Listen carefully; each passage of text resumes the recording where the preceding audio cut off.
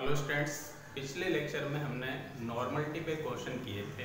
तो आज बात करते हैं सॉल्युबिलिटी, यानी सॉल्युबिलिटी ऑफ गैस और solubility of solid in liquid में।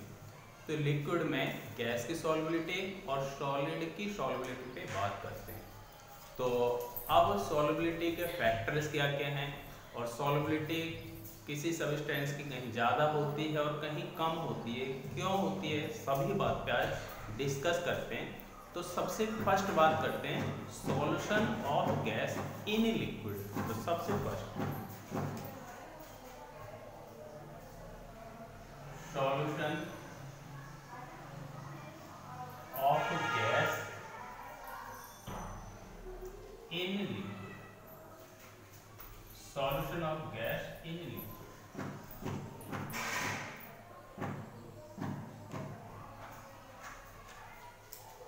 तो हम एक सॉल्यूशन बनाएंगे और वहां पे सॉल्यूट क्या लिया हमने, गैस, ठीक है, और सॉल्वेंट क्या हमारा वहां लिक्विड। तो हमें देखना जो गैस अगर हम किसी लिक्विड में डिजोल्व करें तो यानी उसकी सॉल्युबिलिटी क्या होगी, ठीक है। तो हमने देखा कि गैस की सॉल्युबिलिटी लिक्विड में, जब कोई भी गैस है उसके लिक्विड में सॉल्युबिलिटी पे बहुत सारे फैक्टर्स काम करते हैं। फैक्टर्स क्या होते हैं, यानी गैस की सॉल्युबिलिटी, गैस के लिक्विड में सॉल्युबिलिटी है, उस पर कौन कौन से फैक्टर्स काम करते हैं। वो है nature of gas, nature of solvent, temperature और प्रेशर। तो बहुत सारी गैसें ऐसी होती हैं जो वाटर में बहुत ज़्यादा क्या हो जाती है, सॉल्युबल होती है, जैसे NH3 यानी अमोनिया। अमोनिया क्या है, वाटर के एक आयतन में 1300 आयतन अमोनिया के सॉल्युबल होते हैं। तो अमोनिया वाटर में सबसे ज़्यादा सॉल्युबल है। अब बहुत सारी गैसें ऐसी हैं जो वाटर में सबसे कम घुलती हैं, बहुत कम घुलती हैं, नेग्लिजिबल होती हैं, जैसे हीलियम। अब यानी वाटर के एक आयतन में हीलियम का 0.01 आयतन उसमें सॉल्युबल है, यानी घुलता है। ये क्यों है, क्यों अमोनिया ज़्यादा घुल रही है, क्यों हीलियम कम घुल रही है। तो अब मेन ये है कि सॉल्युबिलिटी कम ज़्यादा क्यों है। तो जो गैस कंप्रेस करके, यानी मान लीजिए गैस है, हम उस पर कंप्रेस कर रहे हैं बाहर से, और कंप्रेस करके उसको जितने जल्दी लिक्विड में चेंज हो जाएगी तो वो जल्दी क्या होगी, वाटर में जल्दी सॉल्युबल होगी। हीलियम है, हीलियम का कंप्रेशन क्या होता है, बहुत ज़्यादा होता है और लिक्विड में चेंज आसानी से नहीं होती, इसलिए उसको सॉल्युबिलिटी भी क्या है, कम है। तो ये तो सॉल्युबिलिटी है। अब बात करते हैं यानी solubility of gas. Solubility of gas, अगर गैस को हम लिक्विड में सॉल्युबल करना है तो उस पर फैक्टर्स क्या क्या। तो देखिए, गैस को लिक्विड में सॉल्युबल करने के लिए एक तो डिपेंड करता है क्या, यानी गैस की खुद की नेचर, एक जिसमें उसको डिजोल्व कर रहे हैं, नेचर ऑफ सॉल्वेंट, तीसरा क्या है, टेम्परेचर और प्रेशर। तो इस पे क्या है, इस पे अपने हेनरी ने वर्क किया। सबसे पहले देखिए, हेनरी से पहले कुछ बातें और डिस्कस कर लें कि ये इसमें आता है एब्जॉर्प्शन कोएफिशिएंट, एब्जॉर्प्शन कोएफिशिएंट।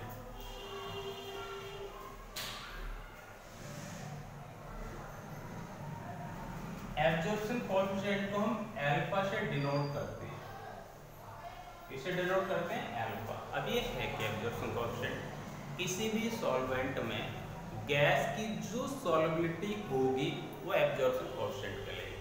और अल्फा इज इक्वल टू क्या हो जाएगा, देखो अल्फा इज इक्वल टू, एक डायग्राम से हम इसको समझते हैं। इसमें हमने लिक्विड लिया, ठीक है, यानी एक बर्तन में हमने एक लिक्विड भर लिया, लिक्विड यानी सॉल्वेंट, और इसका वॉल्यूम है Vm। क्या है, volume of liquid, volume of liquid,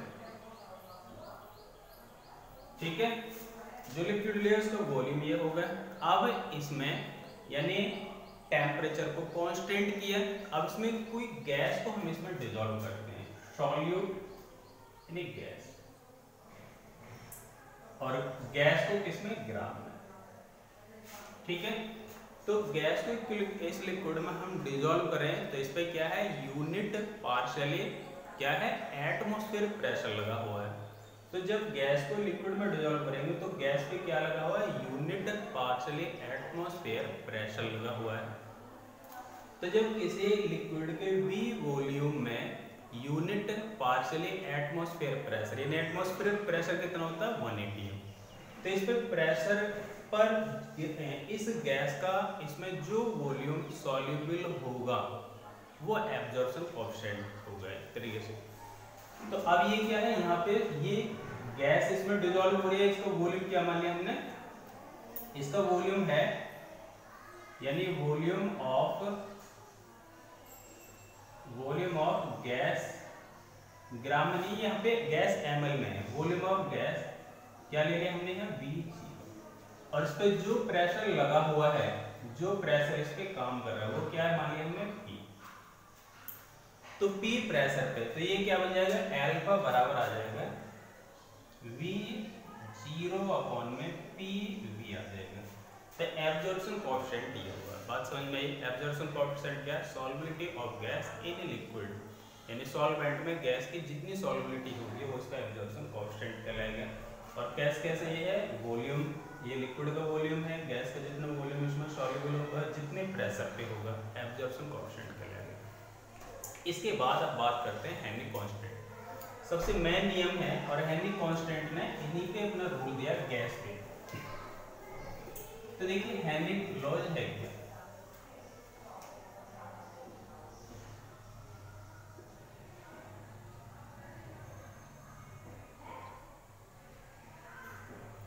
Henry law.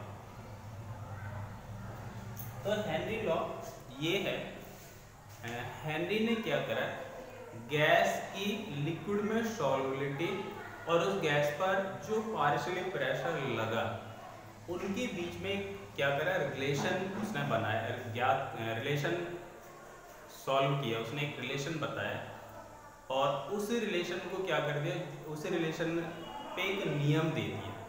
यानी हेनरी ने गैस की लिक्विड में सॉल्युबिलिटी और उस पर लगे पार्शियल प्रेशर के बीच में एक संबंध ज्ञात करा और उस पर एक नियम बना दिया अपना, उसी को कहते हैं हेनरीज लॉ। और वो हेनरीज लॉ है क्या, हेनरी ने क्या बताया, हेनरी ने ये बताया अगर कोई गैस हम लिक्विड में उसको घोलते हैं, सॉल्युबल करते हैं, तो गैस उसमें उतनी ही घुलेगी जितना उस पर पार्शियली प्रेशर लगेगा, यानी सॉल्युबिलिटी ऑफ गैस प्रोपोर्शनल क्या होगी, पार्शियली प्रेशर ऑफ गैस।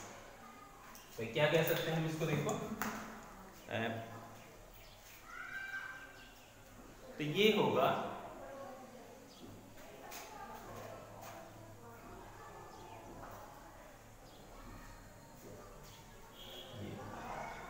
इसमें क्या करा, हमने लिक्विड लिया, ये वाला, इसमें हमने बन लिया लिक्विड, कोई है सॉल्वेंट, लिक्विड क्या है, सॉल्वेंट, और इस पर हम कोई गैस डिसॉल्व करते हैं, X क्या है, गैस, और एक इसमें ग्राम, ठीक है। तो और इस पे हम ऊपर से लगाते हैं प्रेशर, क्या लगा रहे हैं इस पर, प्रेशर APM, ठीक है। तो कोई भी गैस, यानी सीधे सीधे ये है कि गैस की लिक्विड में सॉल्युबिलिटी क्या होगी, उसकी गैस पर लगे पार्शियल प्रेशर के क्या होगी, उसके प्रोपोर्शनल होगी।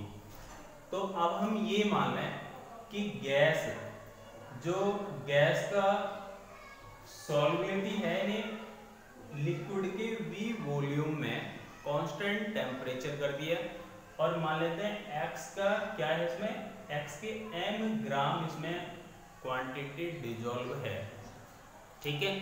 यानी ये हुआ जो लिक्विड है उसमें पार्शियली प्रेशर पर गैस की कितनी m ग्राम मात्रा इसमें घुली हुई है, तो हम ये क्या कह सकते हैं इसको, P समानुपाती m,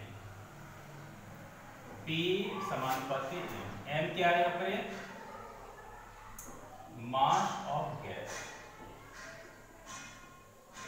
mass of gas gram, और P क्या है यहाँ पर, ये pressure, partial pressure, partial pressure. ठीक है, तो गैस की m ग्राम मात्रा प्रेशर P पर सॉल्युबल है, तो P समानुपाती क्या होगा, m। तो हम इसको लिख सकते हैं पार्शियल प्रेशर प्रोपोर्शनल क्या होगी, solubility of gas, solubility of gas, solubility of gas होगी, सॉल्युबिलिटी ऑफ गैस, ये मास ऑफ, सॉल्युबिलिटी नहीं लिखते, मैं लिखते हैं मास ऑफ गैस, यानी amount of gas, amount of gas, इसमें इन ग्राम। ठीक है, तो पार्शियली प्रेशर समानुपाती क्या है, अमाउंट ऑफ गैस, तो P समानुपाती क्या आ गया, m। ठीक है, या इसको लिख सकते हैं P बराबर K इंटू m। K क्या है यहाँ पर, कांस्टेंट, तो ये आ गया, तो P समानुपाती K इंटू m। अब देखिए कुछ सॉल्यूशन में है, सॉल्यूशन क्या है, सॉलिड प्लस सॉल्वेंट के मिलने से बना है। तो अगर किसी गैस को हम प्रेशर लगा करके लिक्विड में घोलते हैं, उसको सॉल्युबल करते हैं, तो अब जो गैस की सॉल्युबिलिटी होगी वो उसके मोल फ्रैक्शन के प्रोपोर्शनली तो होगी, मोल फ्रैक्शन के समानुपाती होगी। क्यों होगी, क्योंकि गैस के जितने मोल फ्रैक्शन रहेंगे उतनी तो सॉल्युबल होगी गैस। मान लीजिए गैस के मोल्स 2 हैं, तो 2 के हिसाब से सॉल्युबिलिटी होगी, गैस के मोल्स 4 हैं तो उसके हिसाब से सॉल्युबिलिटी चेंज हो जाएगी। इन हम कह सकते हैं गैस की सॉल्युबिलिटी क्या है, proportional mole fraction of gas, जितने गैस का मोल फ्रैक्शन है उसकी सॉल्युबिलिटी उस हिसाब से चेंज हो जाएगी। तो अब यहाँ पे क्या लिख सकते हैं, देखिए यहाँ पे हम लिख सकते हैं, यानी P समानुपाती मोल fraction of gas, mole fraction of gas in liquid, in liquid. तो मोल फ्रैक्शन यानी मोल फ्रैक्शन गैस की सॉल्युबिलिटी के स्थान पे रख लिया हमने, मोल फ्रैक्शन, गैस की सॉल्युबिलिटी कह दो या मोल फ्रैक्शन कह दो, एक ही बात है, क्योंकि सॉल्युबिलिटी की जगह हमने मोल फ्रैक्शन ले लिया। अब P समानुपाती मोल fraction of gas in liquid. ठीक है, अब मान लें कि लिक्विड में गैस के मोल फ्रैक्शन है उसमें x, तो x मान लेते हैं, तो ये क्या हो जाएगा, ये पार्शियली प्रेशर, पहले इसको पूरा लिख देते हैं, partial pressure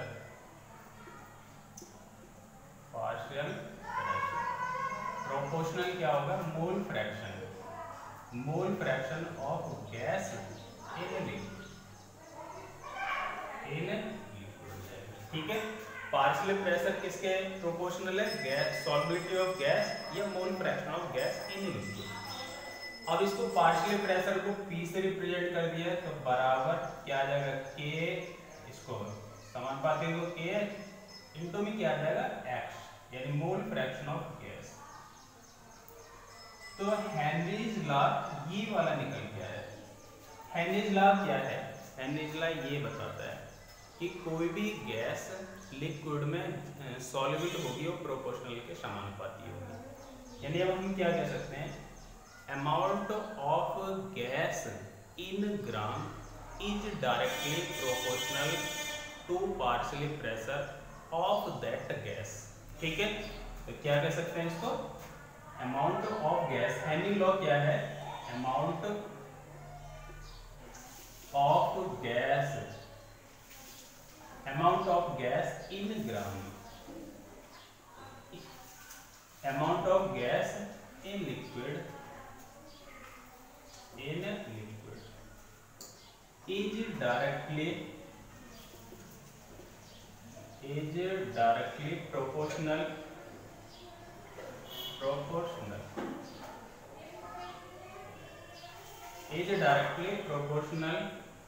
to partial pressure, pressure to partial pressure of that gas, ये हेनरीज लॉ है। ठीक है, गैस की उतनी अमाउंट लिक्विड में सॉल्युबल होगी जितना उसका पार्शियली प्रेशर लेवल होगा। तो P बराबर KH इनटू H। अब हम इसको ऐसे लिख सकते हैं, यानी mole fraction of gas is equal to क्या आ जाएगा, P अपॉन KH। इसको ऐसे लिया, ठीक है। तो मोल fraction of gas partial pressure upon में क्या है, KH। KH यानी क्या है, हेनरी कांस्टेंट। ये हेनरी के नाम पे ही कांस्टेंट का नाम लग गया, तो ये क्या, हेनरी कांस्टेंट, हेनरी कांस्टेंट। और ये क्या है, मोल fraction of gas, mole fraction of gas. और ये क्या है, पार्शियल प्रेशर, पार्शियल प्रेशर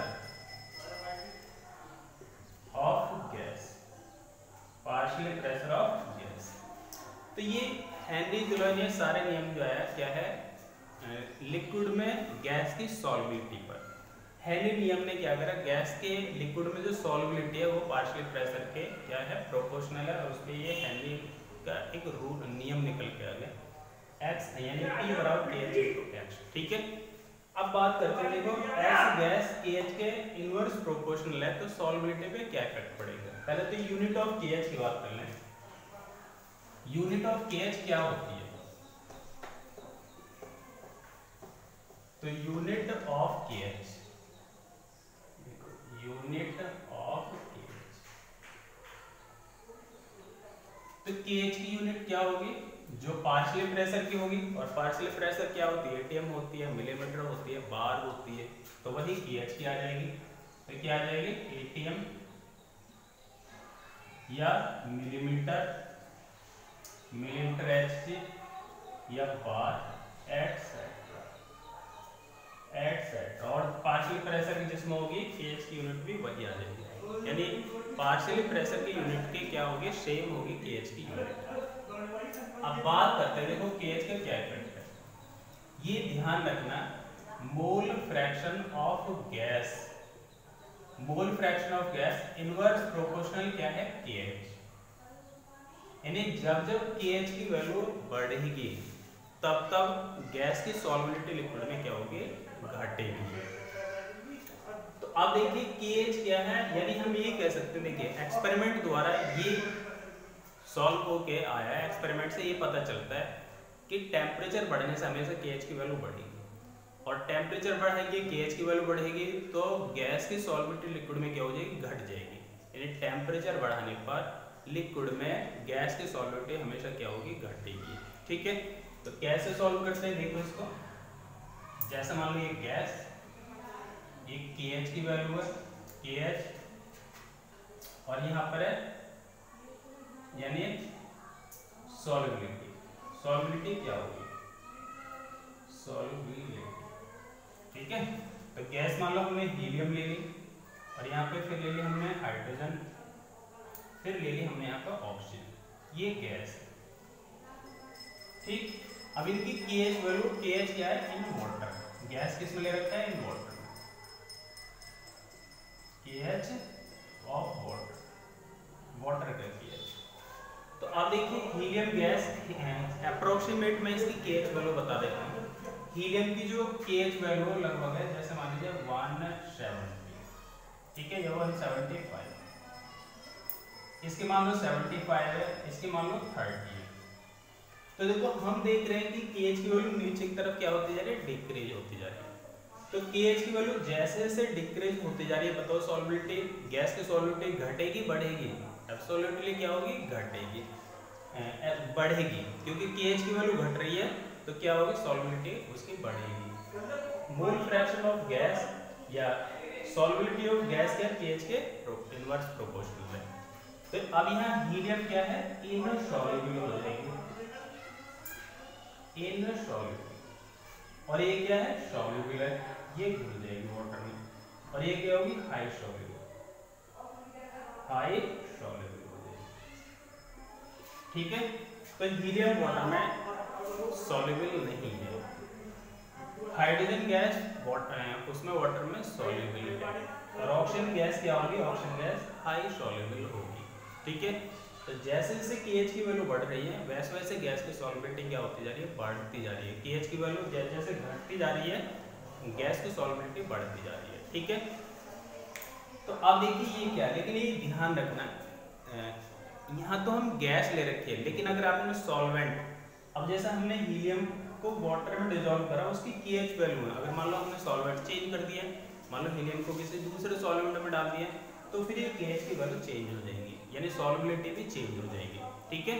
तो सॉल्वेंट अभी बताया था कि गैस की सॉल्युबिलिटी किस पर डिपेंड करती है, नेचर ऑफ सॉल्यूट और नेचर ऑफ सॉल्वेंट पे भी डिपेंड करती है।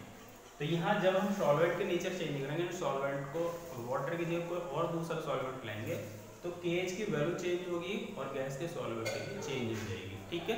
तो हर सॉल्वेंट में गैस की सॉल्युबिलिटी भी अलग अलग होगी। तो अब नेक्स्ट बात करते हैं limitations of Henry law. Limitation of Henry law.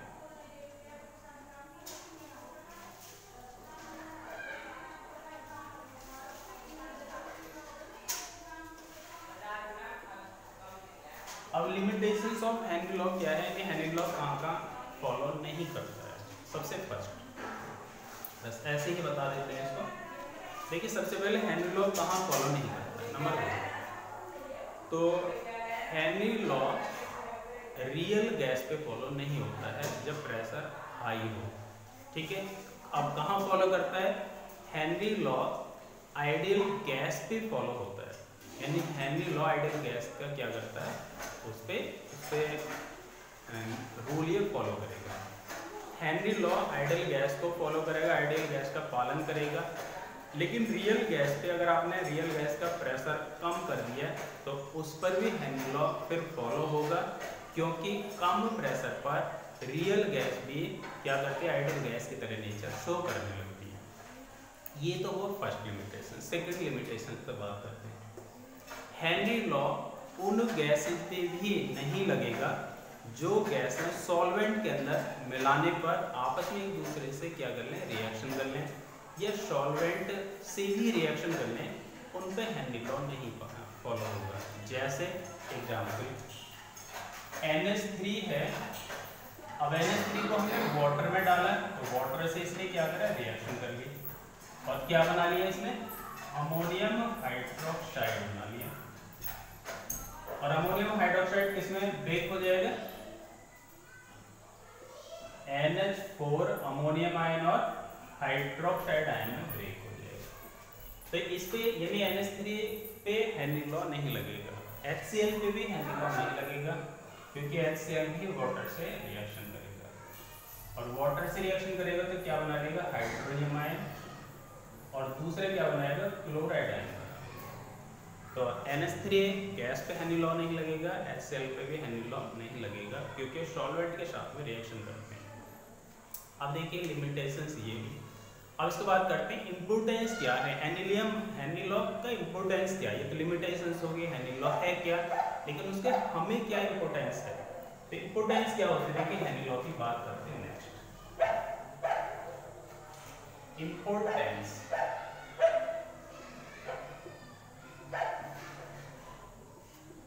Of Henry law.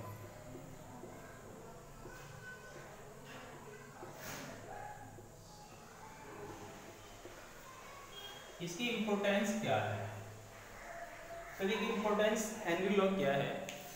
आपने कोल्ड ड्रिंक देखी है ना, कोल्ड ड्रिंक को जब हम खोलते हैं तो उसमें से सनसनाहट के साथ क्या निकलती है, CO2 गैस निकलती है। तो देखिए पहले इंपोर्टेंस क्या है इसका, हेनरी लॉ का, जो कोल्ड ड्रिंक है या सोडा वाटर की बोतल होती है उसमें क्या करते हैं, CO2 गैस को भरते हैं, और CO2 गैस की सॉल्युबिलिटी को बढ़ाने के लिए उसको हाई प्रेशर लगा के बोतल पर उसको बंद कर देते हैं। ठीक है। तो हाईली प्रेशर लगा के CO2 क्या करती है, उसमें बंद करती है। CO2 क्या है, मान लीजिए कोल्ड ड्रिंक है, कोल्ड ड्रिंक में CO2 का हाई प्रेशर लगा के उसमें बंद कर दिया, अब CO2 क्या है, वो कीटाणुनाशक है, कोल्ड ड्रिंक को लॉन्ग टाइम तक वो सेफ रखती है, ठीक है। अब वो जब उस पर प्रेशर बाहर से लगाकर, हाई प्रेशर लगाकर उसको बोतल को बंद किया हुआ है, तो CO2 उसमें सॉल्युबल है। लेकिन जैसे ही हम कॉर्क को खोलते हैं, यानी कोल्ड ड्रिंक के ढक्कन को खोलते हैं, तो प्रेशर उस पर से हट जाता है। और प्रेशर कितना रह जाता है उस पर, एटमॉस्फेयर प्रेशर। एटमॉस्फेयर प्रेशर यानी हाईली प्रेशर हट गया, तो उसका प्रेशर क्या होगा, बहुत कम हो गया। जब प्रेशर कम हो गया तो वो CO2 क्या हो जाएगी, सॉल्युबिलिटी घट जाएगी, क्योंकि सॉल्युबिलिटी ऑफ गैस प्रोपोर्शनल क्या, पार्शियल प्रेशर। हमने क्या करा, उसका कॉर्क हटाया, जैसे कॉर्क हटा तो सॉल्युबिलिटी, गैस की सॉल्युबिलिटी क्या होगी, कम होगी। अब गैस क्या होगी, बाहर की ओर भागेगी। जब बाहर की ओर भागेगी तो वो क्या है, सनसनाहट और बुदबुदाहट के साथ, एक आवाज के साथ बाहर निकलेगी, ठीक है। तो कोल्ड ड्रिंक में क्या डिजॉल्व होती है, CO2, जो हमारे लिए हानिकारक होती है। अब दूसरे पॉइंट की बात करते हैं। दूसरा पॉइंट ये है, जो गोताखोर होते हैं, और वो गोताखोर जब समुद्र के अंदर जाते हैं तो सिलेंडर में गैस लेके जाते हैं। अब गैस कौन कौन से लेके जाते हैं, उस सिलेंडर में गोताखोर हीलियम प्लस ऑक्सीजन गैस लेके जाते हैं। हीलियम प्लस ऑक्सीजन गैस लेके जाते हैं। अगर मान लीजिए गोताखोर ऑक्सीजन गैस के स्थान पर हीलियम के साथ नाइट्रोजन गैस लेके चला गया, और नाइट्रोजन क्या होती है, ऑक्सीजन से ब्लड में ज़्यादा सॉल्युबल होती है। तो जब गोताखोर समुद्र के अंदर जाएगा, पानी की गहराई में जाएगा, तो ऊपर से पानी का प्रेशर क्या रहेगा, बढ़ता चला जाएगा। और जब पानी का प्रेशर जितना ज़्यादा बढ़ेगा, नाइट्रोजन गैस उसके ब्लड में उतनी ज़्यादा सॉल्युबल होगी, यानी ब्लड क्या हमारा सॉल्वेंट, और वहाँ पे नाइट्रोजन गैस क्या है और हीलियम क्या है, वहाँ पे सॉल्युबल। तो हीलियम तो सॉल्युबल होगी नहीं, क्योंकि हीलियम का कंप्रेसिंग पावर क्या होती है, बहुत ज़्यादा होती है। तो जब पानी का प्रेशर ऊपर से बढ़ा, जितनी गहराई में गोताखोर गया, उतनी नाइट्रोजन क्या होगी, उसके ब्लड में उतनी ज़्यादा सॉल्युबल होती चली जाएगी। अब वो समुद्र के अंदर है, तब तक उस पर कोई इफेक्ट नहीं पड़ेगा गोताखोर पे।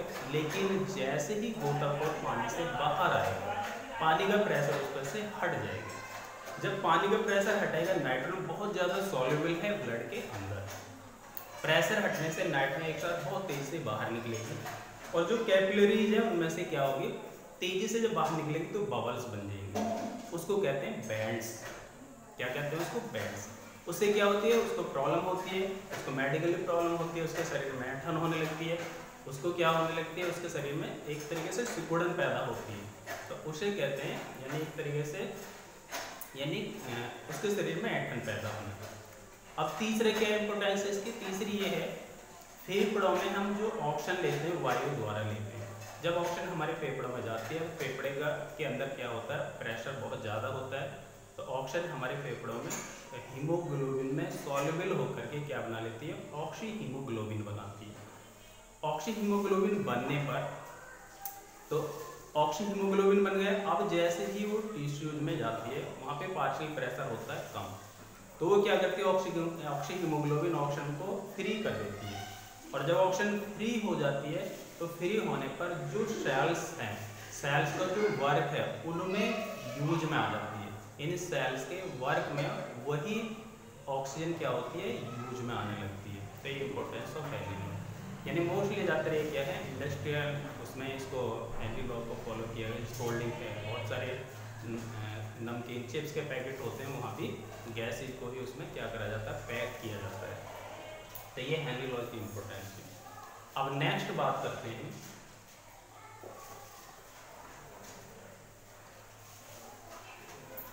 सॉल्यूशन ऑफ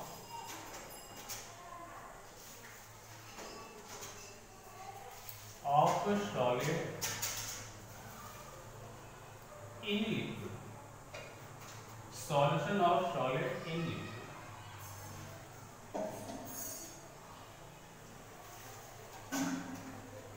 ठीक है। यानी सॉल्यूशन हम कई तरीके से बना सकते हैं, लिक्विड को लिक्विड में डिसॉल्व करके, सॉलिड को सॉलिड में, गैस को गैस में सॉल्व करके बना सकते हैं। तो अब हमारे यहाँ क्या है, पहले तो था solution of gas in liquid, वो कंप्लीट हुआ, हेनरी लॉ पे लगा। हेनरी लॉ का क्या रिजल्ट निकल गया है वो भी आपको पता है। अब आते हैं solution of solid in liquid. एक तो आपको ये बता दूं कि जब सॉलिड और लिक्विड सॉलिड और लिक्विड, सॉलिड सॉल्यूट और लिक्विड सॉल्यूट होगा, तो इन पे प्रेशर का कोई ज़्यादा इफेक्ट नहीं पड़ता है। अब प्रेशर का इफेक्ट इन पे क्यों नहीं पड़ता, ठीक है, अभी गैस पे तो पड़ रहा था, इन पे क्यों नहीं पड़ेगा, उसका रीजन, एक रीजन क्या है। सॉलिड और लिक्विड, जो सॉलिड और लिक्विड सब्सटेंस है उनमें कंप्रेसिंग पावर क्या होती है, ज़्यादा, ऐसे वो क्या होते हैं एक दूसरे से ऐसे पास पास रहते हैं, इंटरमोलिकुलर फोर्स उनमें ज़्यादा होता है, इसलिए कंप्रेशन उन पर ज़्यादा इफेक्ट नहीं पड़ता है। लेकिन गैस के मॉलिक्यूल्स क्या होते हैं, दूर दूर रहते हैं, और दूर दूर रहते हैं वहाँ पे कंप्रेसिंग क्या होती है, यानी आपस में उनमें इंटरमोलिकुलर फोर्स होता है नेगेटिव, इसलिए हम उनको कंप्रेस करके उनको पास पास ला सकते हैं। तो गैस पे कंप्रेशन का इफेक्ट पड़ता है और लिक्विड सॉलिड पे ज़्यादा इफेक्ट नहीं पड़ता है, इसलिए हम यहाँ पे जो फैक्टर्स पढ़ेंगे वो टेम्परेचर होगा और सॉल्यूट और सॉल्वेंट की नेचर होगी। तो पहले सॉल्यूशन कैसा बनाते हैं वो देखते हैं। तो ये तो हुआ अलग, ये तो अलग हट गया। तो अब आते हैं देखो solid, solution of solid and liquid में कैसे बनेगा। तो देखिए शुरू से, अब देखिए क्या है, कोई भी सॉल्यूट हमें सॉलिड सॉल्यूट क्या करना है, लिक्विड में डिजोल्व करना है, तो उसकी फिक्स अमाउंट होगी जहाँ तक वो डिजोल्व होगा, लेकिन फिर भी आप उसको डिजोल्व करते रहे तो वो क्या होने लगेगा, फिर सॉल्यूट सॉलिड फॉर्म में सॉल्यूशन के नीचे बैठने लगेगा, और जब सॉलिड फॉर्म में सॉल्यूशन के नीचे बैठने लगे उसे कहते हैं प्रेसिपिटेशन। तो वो क्या होने लगेगा, प्रेसिपिटेट होने लगता है, यानी सैचुरेटेड सॉल्यूशन बनेगा। सबसे पहले एक एग्जांपल देखिए, जैसे ये कंटेनर लिया हमने, इसमें क्या करा हमने, वाटर भरा, इसमें क्या भर दिया, वाटर, और वाटर में मैंने इसमें क्या डाली, शुगर, इसमें शुगर डाल दिया, शुगर क्या होती है, सॉलिड, और वाटर क्या है, लिक्विड, ये है लिक्विड। तो देखो सॉल्यूट, हमारा सॉल्यूट कैसा, सॉलिड, और ये क्या है, सॉल्वेंट कैसे, लिक्विड। अब देखिए इसमें क्या है, शुगर है और ये वाटर है, इसमें शुगर को जब हमने डाला, इसको सेक किया तो शुगर उसमें डिजोल्व हो जाएगी, फिर और शुगर डाला, फिर सेक किया, फिर डिजोल्व होगी, इन्हीं कंडीशन ऐसी आएगी। अब आप शुगर डालोगे, वो सेक करने पर शुगर उसमें सॉल्यूट नहीं होगी, अब जो सॉल्यूट नहीं होगी तो कहाँ जाएगी, वो इस बर्तन की तली पर सॉल्यूशन के अंदर बैठनी शुरू हो जाएगी, सॉलिड फॉर्म में इकट्ठी होने लगेगी, तो उसे कहते हैं सैचुरेटेड सॉल्यूशन। और शुगर का नीचे बैठना, एक अपनी अलग लेयर बना लेना, वो होता है प्रेसिपिटेशन। तो अब वो प्रेसिपिटेशन है, तो इसमें देखिए दो प्रोसेस है, एक तो शुगर का सॉल्वेंट में डिजोल्व होना, अब शुगर को सॉल्वेंट में डिजोल्व होना कहलाता है डिसॉल्यूशन, और शुगर का प्रेसिपिटेट के रूप में नीचे बैठना कहलाता है प्रेसिपिटेशन, प्रेसिपिटेशन कहलाता है, ठीक है। तो अब देखिए ये क्या है, प्रेसिपिटेशन हुआ, तो ये सॉल्यूशन क्या है और सॉलिड क्या है, लिक्विड फॉर्म। अब देखिए कुछ सॉलिड क्या होते हैं, सॉल्वेंट में ज़्यादा सॉल्युबल होते हैं, कुछ बहुत कम होते हैं, कुछ नहीं होते हैं, ठीक है। अब देखिए बात करते हैं इसका नेक्स्ट, यानी सॉल्यूट, शुगर और ये है।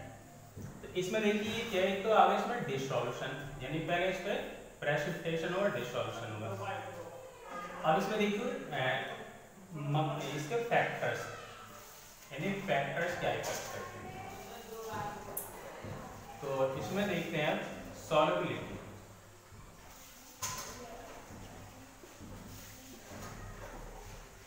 सॉल्युबिलिटी फैक्टर,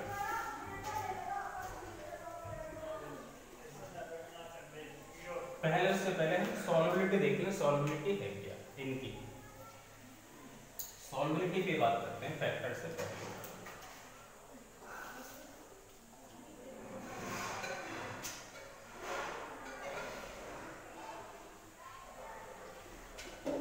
सॉल्युबिलिटी, अब ये सॉल्युबिलिटी क्या है, सबके लिए बता रहे हैं, गैस हो, सॉलिड हो या लिक्विड हो।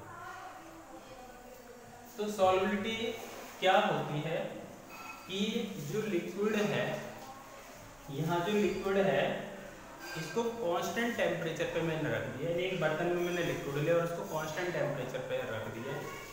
अब इसमें जितनी भी सॉल्यूट की मैक्सिमम अमाउंट मैं इसमें डिजॉल्व कर सकता हूँ, वही इसकी क्या कहलाएगी, सॉल्युबिलिटी। ठीक है, यानी हम ये कह सकते हैं सॉल्युबिलिटी क्या है, amount of solute in gram in a liquid, in a liquid क्या होगी, in a liquid in unit solvent in a particular solvent at given temperature and pressure, वो उसकी सॉल्युबिलिटी है। यानी कोई भी लिक्विड के निश्चित अमाउंट है कांस्टेंट टेम्परेचर को, उसका मैक्सिमम सॉल्यूट जितना हम डिजोल्व कर सकते हैं वो उसकी सॉल्युबिलिटी होगी। अब सॉल्युबिलिटी की यूनिट क्या है, यूनिट होती है इसकी ग्राम पर लीटर या मोल पर लीटर लिख सकते हैं, मोल पर लीटर। ठीक है, ग्राम पर लीटर या मोल पर लीटर इसकी यूनिट होती है। तो सॉल्युबिलिटी आई थिंक समझ में आ गया होगा। ठीक है, तो सॉल्वेंट की निश्चित अमाउंट में सॉल्यूट की जितनी मैक्सिमम अमाउंट उसमें डिजोल्व होगी वो उसकी सॉल्युबिलिटी होगी। तो अब इसके बाद बात करते हैं, देखिए सॉल्युबिलिटी फैक्टर क्या होते हैं। सॉल्युबिलिटी फैक्टर पे बात करते हैं, सॉल्युबिलिटी फैक्टर।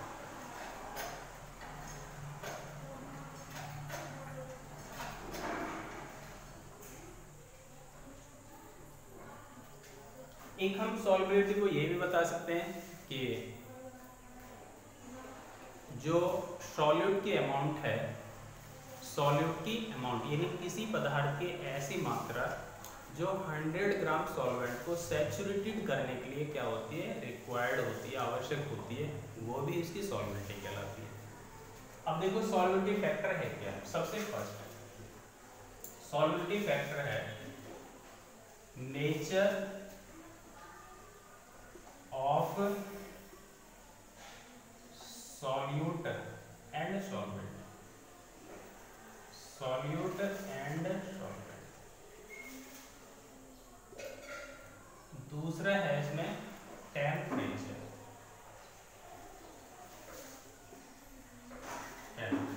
ठीक है।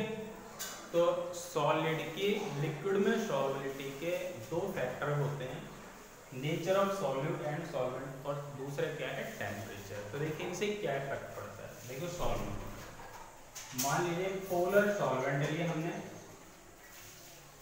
पोलर सॉल्वेंट और पोलर सॉल्यूट ले लिया,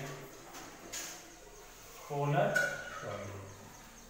तो पोलर सॉल्वेंट और पोलर सॉल्यूट, अब सॉलिड की लिक्विड में सॉल्युबिलिटी डिपेंड करती है सॉल्यूट और सॉल्वेंट के नेचर पे। यानी जब सॉल्यूट और सॉल्वेंट में जितना ज़्यादा एट्रैक्शन फोर्स बनेगा उसकी सॉल्युबिलिटी उतनी ज़्यादा होगी, और एट्रैक्शन फोर्स कब बनेगा, जब उनमें क्या होंगे, डिफरेंट चार्ज होंगे। तो प्योर सॉल्वेंट हमने मान लिया H2O ले लिया, ये H2O, और प्योर सॉल्यूट ले लिया हमने, यानी पोलर सॉल्यूट ले लिया हमने NaCl। तो आपने देखा है कि वाटर के अंदर NaCl इजीली आसानी से क्या हो जाता है, डिजोल्व हो जाता है। ठीक है, क्यों डिजोल्व हो गए, क्योंकि वाटर भी पोलर सॉल्वेंट है और NaCl भी क्या, पोलर सॉल्यूट है। ठीक है,